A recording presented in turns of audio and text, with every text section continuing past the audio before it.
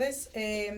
Es un gusto para mí estar hoy con la profesora María Dolores París Pombo del Colegio de la Frontera Norte del Departamento de Estudios Culturales y decir que estamos aprovechando la ocasión de que hoy en el Colegio de México tuvimos el evento titulado El Sistema Migratorio Regional de cara a la administración de Trump, así que tuvimos la fortuna de tener investigadores de diferentes centros, un evento que fue organizado por CIESAS, COLEF, CIDE y Colmex. Y hoy en realidad estamos en el marco del seminario Migración, Desigualdad y Políticas Públicas de la red de seminarios sobre desigualdad, y yo estoy muy contenta de tener a María Dolores aquí porque en la frontera norte, digamos, podemos pensar que ha habido una tradición, desgraciadamente, de ser el resultado de muchas desigualdades que ha vivido el país, ¿no? Pensemos que el proceso de urbanización en la frontera se dio en un contexto de desigualdad económica en el país, en el que la frontera brindó oportunidades, ¿no? de empleo, la industria maquiladora, pero otro tipo de industrias también, y fue un polo de atracción para muchos que en su momento también decidieron migrar hacia Estados Unidos, pero que además, digamos, por la dinámica fronteriza propia de la región, de urbanización y de crecimiento regional, fue hasta cierto punto, y eso lo dejo a que tú me digas hasta qué punto estás de acuerdo, podemos pensar que la frontera norte redujo las desigualdades en el país o las acentuó. No sé tú qué piensas. Entonces, pensar quizás que, digamos, dentro de este seminario, sí es interesante tratar de ver, por un lado, cómo la región de la frontera norte vivió este proceso en el país donde, digamos, donde las desigualdades económicas y sociales se vieron reflejadas, y ahora tratar de entender qué es lo que está sucediendo en la zona fronteriza, específicamente en Tijuana, en un contexto migratorio complejo, donde vemos la coyuntura política compleja con la llegada de Donald Trump, pero también donde quizás ha sido un laboratorio social muy importante, donde hemos visto también historias de éxito de políticas específicas locales que pueden ayudarnos quizás a reducir un poco estas desigualdades. Entonces, te pediría si por favor puedes hacer un resumen un poco de lo que has trabajado y de cómo ves esta asociación entre migración, desigualdad, en la frontera norte, específicamente en Tijuana si quieres, y tratar de pensar en cómo las políticas públicas o migratorias pueden tratar de disminuir estas brechas. Bueno, pues muchas gracias, Claudia, y gracias por tenerme aquí.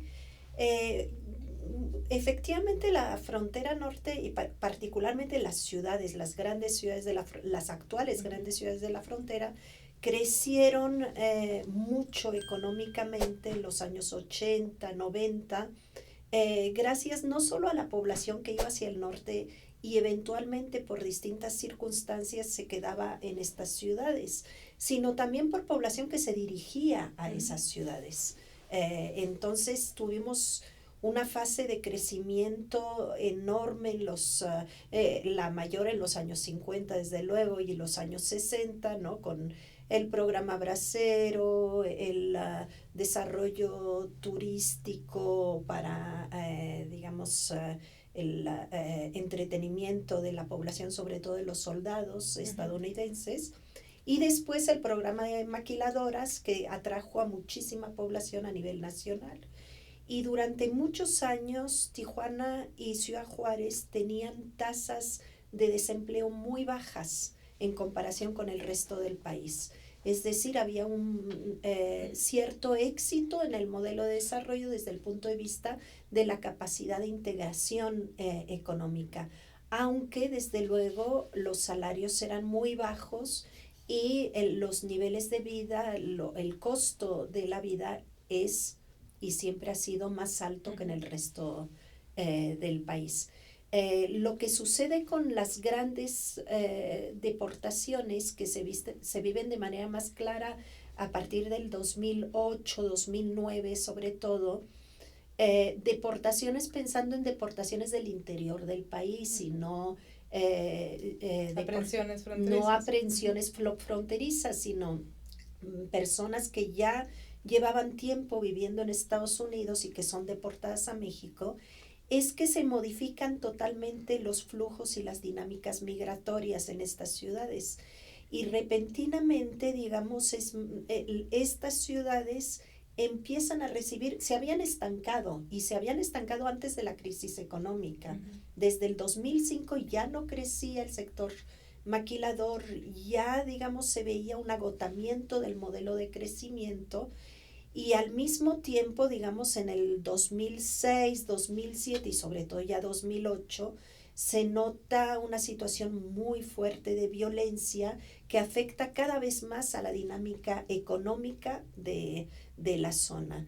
Llamados permanentes por parte de los gobiernos locales de Estados Unidos, de la zona fronteriza, que la gente no cruce la frontera, ¿no? Esto, digamos, cuando yo llegué a Tijuana en el 2009, era tristísimo en el sentido de que principios del 2009 las zonas turísticas más importantes y de mayor afluencia históricas estaban muertas prácticamente, todos los negocios cerrados, y esto fue consecuencia desde luego de la crisis económica del 2008, pero también de la crisis de violencia. Y empezamos a recibir un flujo completamente distinto de gente que había vivido en Estados Unidos y que llegaba a esta frontera no porque era su destino, sino porque ahí eran expulsados. Entonces es muy diferente una persona que viene a trabajar, que se enganchada en Veracruz, que llega a Ciudad Juárez, que ya tiene trabajo, cuando llega a una persona que ha vivido toda la vida, que se ve obligada a rehacer una vida completa sin haberlo pretendido y sin tener ningún proyecto para ello. Y encima en una condición de economía realmente en crisis.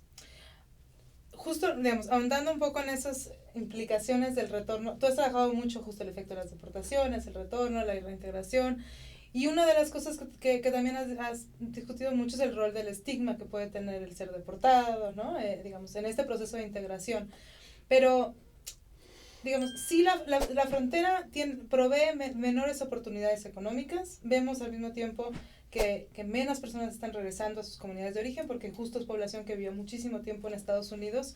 Pero, digamos, ¿qué recomendaciones harías? ¿Se quedan en la frontera con un anhelo de regresar a Estados Unidos o se quedan en la frontera pensando en que sí le puede proveer estas oportunidades? O digamos, en los procesos de reintegración de los retornados, ¿qué podríamos hacer para que quizás no se queden en la frontera donde no hay oportunidades, ¿no? Sí, yo creo que ha cambiado un poco esto, es decir, ha habido una recuperación, a pesar de que la violencia no ha cesado y de que el año pasado fue una tasa de homicidios muy alta en Tijuana, de todas formas sí ha habido una recuperación económica. Se ha sentido mucho menos la violencia en términos del impacto que ha tenido sobre la economía. Entonces creo que, digamos, ahora las oportunidades son mayores de lo que fueron en algún momento. Sin embargo, hay, digamos, un problema de integración de la gente que llega por distintas razones. La gente se queda en Tijuana, la gente que es deportada y que se queda en Tijuana, nosotros hemos detectado que es la gente que ha vivido el mayor número de años en Estados Unidos. Cuando deciden quedarse en Tijuana es porque tienen a sus familiares generalmente, casi siempre, en Estados Unidos, particularmente en California. Pensemos que es el estado que tiene históricamente el mayor número de población, es decir, es una población mexicana muy arraigada en ese estado. Entonces es gente que tiene hijos, esposa, esposo, que sigue viviendo allá. Lo que intentan, efectivamente muchos de ellos han hecho 2 o 3 intentos de regresar a Estados Unidos. Lo que hemos encontrado es que muchos de ellos, después de 1 o 2 intentos, vuelven a ser juzgados ahora por illegal reentry, ¿no? Reentrada, le dicen ellos, y ya se considera como un delito. Entonces pueden ser encarcelados, pueden pasar meses o años en la cárcel, y ya cuando son deportados una segunda o tercera vez, ya no quieren volverlo a intentar. Entonces, en algunos casos se viene la familia. Ellos tienen siempre la expectativa de que los familiares van a venir a visitarlos, pero esto no siempre sucede así. después de un tiempo los familiares se cansan de esta dinámica transfronteriza y sí hay muchos migrantes que acaban realmente en condiciones de una pobreza extrema y de falta total de oportunidades de reinserción.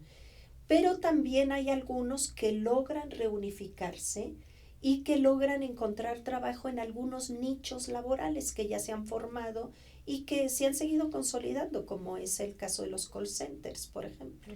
Entonces hay oportunidades de reinserción laboral.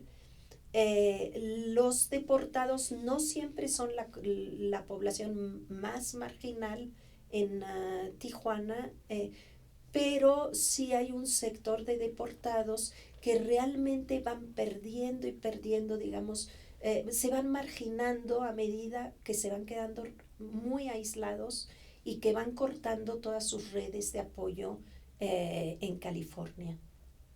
Y digamos, del lado mexicano, ¿qué podríamos hacer?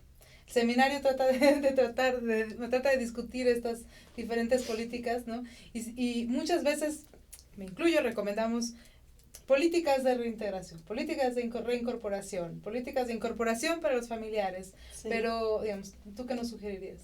Bueno, eso es un punto muy importante. Lo que yo decía ahora en el seminario que tuvimos aquí en el foro es que es muy difícil integrarse como extranjero y como nacional, ¿no? Como nacional que regresa, que retorna, y como extranjero también. Es decir, un elemento fundamental es la inserción escolar. Esto es muy fuerte para los niños que han vivido la deportación de los padres y que se reunifican con los padres después en Tijuana. Nos ha tocado platicar con niños, y esto me ha resultado terrible, que a los 12 años se han quedado 2 años completos encerrados en el departamento en lo que la mamá iba a trabajar o el papá iba a trabajar, porque no los aceptan en las escuelas. Y vamos, es que ni siquiera pasan el primer filtro. Uh-huh. Entonces, no, a pesar de la postilla, a pesar de todo, sigue existiendo en los hechos, digamos, a pesar de la postilla que finalmente se ha quitado como un requisito, ¿no? Para la inscripción, hay otros requisitos que no van a cumplir, y por ser niños nacidos en Estados Unidos no van a tener ese acceso a la escuela. Entonces, eso me parece muy grave. En el caso de los padres, muy curiosamente, los deportados son indocumentados en México. Una proporción muy alta no tiene ni acta de nacimiento. Vamos, nos han tocado muchos de los que llevaban mucho tiempo viviendo en Estados Unidos que ni siquiera los registraron en México. Entonces los llevan a Estados Unidos cuando son niños, y realmente en México no tienen ningún tipo de documento que diga que son mexicanos, mucho menos que certifique la experiencia laboral que tienen en Estados Unidos. Y México, lo que yo decía también hace un momento en el foro, regula mucho todos los derechos. Es decir, uno puede tener acceso al mercado de trabajo solamente si puede comprobar absolutamente todo. Bueno, lo sabemos todos cuando entramos a trabajar a una institución, qué pila de papeles tiene uno que meter, ¿no? Comprobantes de absolutamente todo. Esta es un poco como una mentalidad muy fuerte en México, y para personas que llegan muchas veces como migrantes forzados, es decir, el deportado es un migrante forzado, no decidió llegar a México, realmente viene porque aquí lo enviaron, ¿no? Porque aquí lo expulsaron. Entonces, en ese sentido, digamos, las posibilidades de reinserción son muy complicadas. Un deportado al que le hicimos una entrevista se tardó 4 años en reunir sus papeles de identidad, ¿no?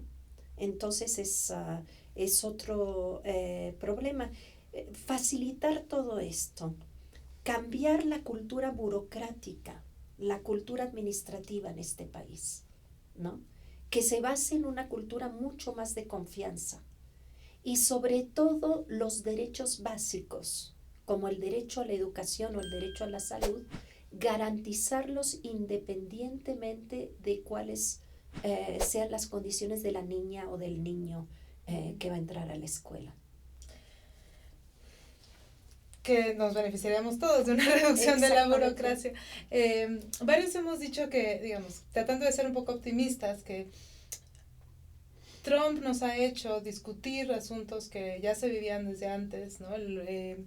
Pensemos que el volumen de los deportados alcanzó máximos históricos en los últimos 5 años, que tampoco es algo nuevo, pero que ahora estamos quizás un poco más preparados o un poco más abiertos a discutir esto, ¿no? Entonces, tratando de ser optimistas, digamos, hablamos un poco de la inserción educativa, la inserción laboral, pues un poco más, más confusa, pero digamos, tú también has trabajado esta cuestión de la inserción social o de la integración social, ¿no?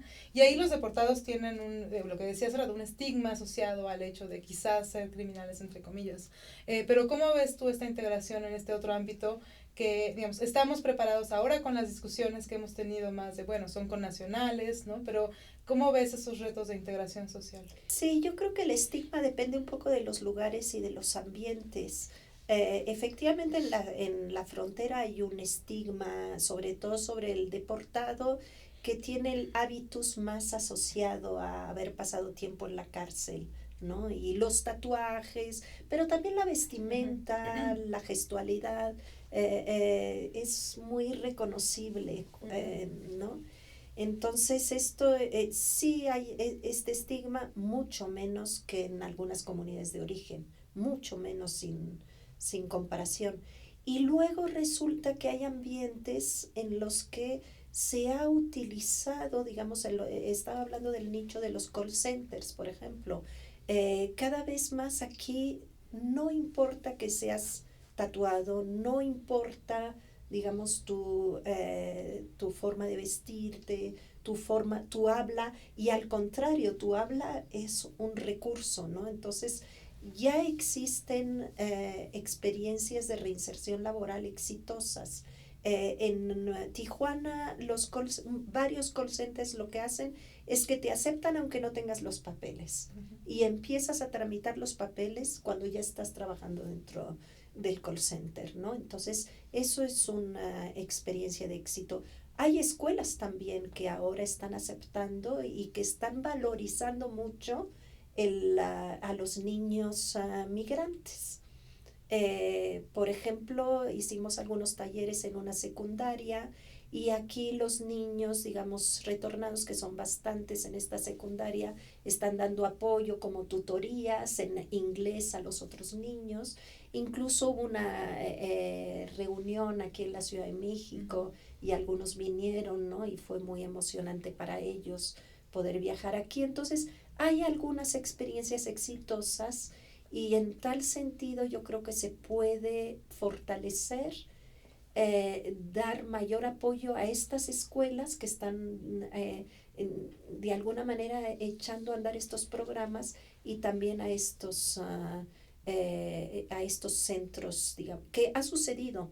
Existe, digamos, entre la Asociación de Empresarios de Call Centers en Tijuana, una relación bastante buena con, por ejemplo, el Instituto Nacional de Migración, para facilitar el empleo de los repatriados. Creo que hay otros sectores donde podría ser, ¿no? Entre colegas es muy despreciado esto. Se dice, bueno, pues es un sector donde son muy explotados, pero la mera verdad es que ellos mismos lo valoran mucho, el trabajo en los call centers, ¿no? Es efectivamente un trabajo un poco rutinario, pero para personas, digamos, que han trabajado pues en sectores de la construcción a veces, o es una gran oportunidad, ¿no?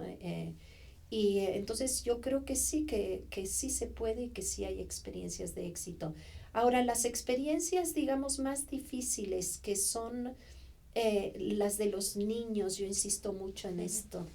El problema justamente es trabajar con niños, bueno, y que esto venga de los maestros. En el interior del país es más fuerte la dificultad de aceptar que un niño hable principalmente inglés y que esto no sea un problema, sino que sea aceptado, ¿no? En escuelas donde hay poca diversidad y donde tradicionalmente, digamos, el maestro tiene 40 o 50 niños en un salón y donde ahora ni siquiera hay educación especial, entonces los pobres maestros están totalmente rebasados por las necesidades individuales de cada niño. Esto realmente es un problema. Entonces, programas especiales como el programa binacional de educación migrante tienen que reforzarse ahora más que nunca, ¿no? Y darles la prioridad que no se les ha dado hasta este momento. Ahora casi funcionan bien en los estados donde las funcionarias y funcionarios tienen muy buena voluntad, ¿no? Y hacen mucho más de lo que deberían de hacer, porque en Baja California, no sé, creo que son 3 o 4 empleados para los 30,000 niños que dicen que son nacidos en Estados Unidos, ¿no? Entonces, este tipo de programas tienen que recibir ahora prioridad. Hoy en la mañana hablabas de las políticas migratorias relativamente opacas, ¿no? Y decías, digamos, pensemos que hay políticas muy explícitas que a veces tienen muy poco impacto y a veces hay políticas opacas, como decías, que tienen un impacto grande, ¿no? Uh-huh. Entonces, no sé si puedes, digamos, comentar un poco a lo que te hacías referencia en este sentido de políticas opacas y también pensando en que hay distintos actores, ¿no? Locales, federales, estatales, que también influyen en esta conformación de políticas y programas en general, ¿no? Uh-huh. Sí, digamos que en México el discurso de derechos humanos en la política migratoria es abrumador. De verdad, el que lea la ley de migración, el programa especial de migración, dice esto es una maravilla, no hay nada que hacer, ya está todo el trabajo hecho, ¿no?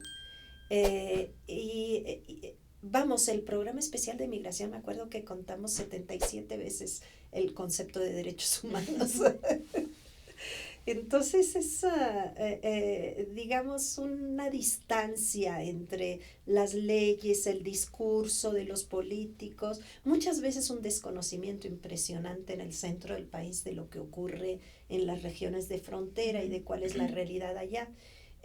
Lo que estamos viviendo ahora en Tijuana y en Mexicali, y todavía más yo diría, porque es más pequeño y tiene menos infraestructura, es un problema grave, digamos, de población originaria del Caribe y extracontinental, fundamentalmente de África, varada. Esto ha sido muy oscuro, o sea, realmente no sabemos cómo han sido los acuerdos, si han sido acuerdos a nivel de gobiernos federales, si han sido acuerdos locales, pero en este caso por lo menos una instancia federal, que es el Instituto Nacional de Migración, es el que ha regulado la salida de los migrantes, estos migrantes fundamentalmente procedentes de Haití, que no proceden de Haití, son originarios de Haití, vivieron varios años en Brasil y ahora llegan a Estados Unidos, ¿no? O quieren ir a Estados Unidos. Se quedan en Tijuana varados 3 meses, 4 meses y va por ellos a los albergues improvisados el Instituto Nacional de Migración para llevarlos a su cita con la autoridad migratoria estadounidense. Es decir, una colaboración muy cercana, supuestamente porque se había visto rebasado el puerto de entrada por la cantidad tan grande repentina de solicitantes de protección. Entonces, aquí no sabemos, no hay acuerdos explícitos, pero es claro que hay una colaboración en función de los intereses de Estados Unidos, no de los intereses de México. Esto no ha venido, y quien ha cargado con toda la, digamos, con toda esta situación ha sido la sociedad civil. En un principio, desde luego, yo me admiré de la solidaridad que mostraba la gente común que llegaba con sus coches, que regalaba cobijas, que daba... Pero cada vez más se nota el cansancio, el agotamiento de la propia sociedad civil y además fricciones, evidentemente, porque además de estos 5,000 o 6,000 migrantes que tenemos en Baja California varados, tenemos también una gran población mexicana desplazada por la violencia y una población de deportados. Y entonces llegan momentos en que pues incluso hay fricciones entre estas distintas poblaciones migrantes, ¿no? Sobre todo en este momento en que ya hay un verdadero agotamiento de los recursos. Sí, vamos a tener que terminar la discusión con esto, pero quizás subrayando que desde el centro, muchos de los que estudiamos migración siempre resaltamos el papel de México de país de migración, de un mayor tránsito, una mayor importancia en el retorno y en la inmigración, y definitivamente la frontera norte, Tijuana sobre todo, juega un papel en estos 4 roles del país que definitivamente en un nivel más concentrado pues implica retos, ¿no? Y desafíos del día a día, que muchas veces desde aquí, desde el centro, vemos de una manera muy distinta y que a ustedes les toca vivir en una ciudad. Muchas gracias por estar aquí, María Dolores, y gracias a ustedes por acompañarnos, y seguimos en el Seminario de Migración, Desigualdad y Políticas Públicas.